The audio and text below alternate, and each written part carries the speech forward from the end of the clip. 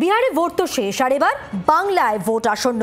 বঙ্গ রাজনীতিতে দামামা ইতিমধ্যেই বেঁচে গেছে, আর জি 24 ঘন্টায় আসন্ন ভোটের সব খবর সবার আগে।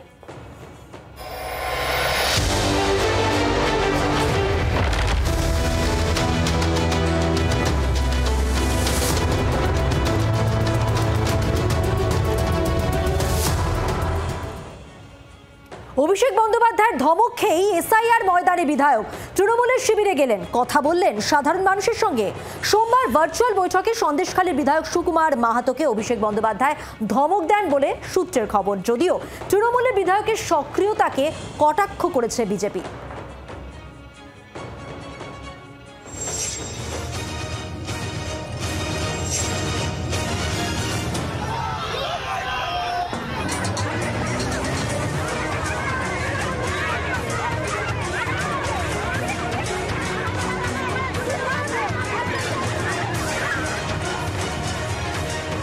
রাজ্য রাজনীতির বহু চর্চিত কেন্দ্র সন্দেশখালী।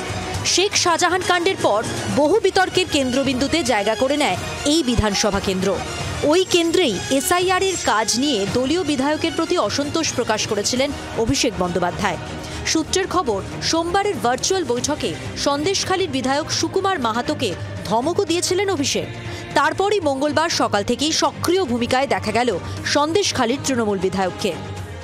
আজকের থেকে 15 জনকে ভিডিও কলে তাদেরকে উৎসাহ দিতে হবে, সেটাও তিনি আজকে বলেছেন, কালকে বলেছেন। এটা একটু বলার আগে হলো না কেন দাদা? এটা বলার আগে আমরা কাজ করছি, কিন্তু অতটা দেখুন, মানুষ সবার ফর্ম যে যার ফিল আপ করছে। ফলে আমাদের কিছু স্বেচ্ছাসেবী ছেলে মেয়ে আছে, যারা BLO 2 আছে, তারা কাজ করছেন, কিছু দলের কর্মীরা কাজ করছেন, ধাপে ধাপে কাজ করছেন। কিন্তু সেইভাবে আমরা ভেবেছিলাম তারাই কাজটা সম্পূর্ণ করবে, কিন্তু তারা কোথাও পিছিয়ে আছে। সেই জন্যই অভিষেক বন্দ্যোপাধ্যায় আবার নতুন করে আমাদেরকে সক্রিয় হতে বলেছে। ধমক খেয়ে আরও সক্রিয় সুকুমার। এদিন সকাল থেকেই এসআইআর নিয়ে তৃণমূলের ক্যাম্পে ক্যাম্পে যান বিধায়ক। ভোটারদের বাড়িতে গিয়েও এসআইআর নিয়ে খোঁজ খবর নেন বিধায়ক। যদিও তৃণমূলের বিধায়কের এই সক্রিয়তাকে কটাক্ষ করেছে বিজেপি। এই জন্য আজ সকাল থেকেই ক্যাম্প ভিজিট করছি। আজকে আমরা বেরমজুর 1-এ এসেছি, সেখানে বিশাল বড়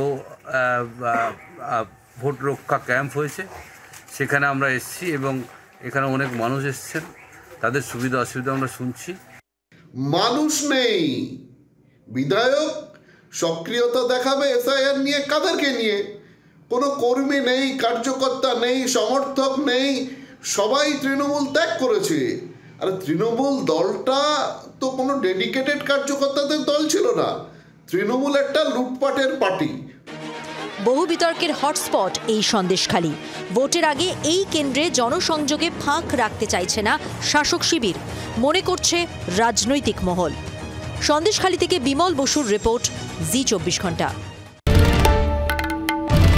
বাংলার আওয়াজ, বাঙালির আবেগ, জি 24 ঘন্টা।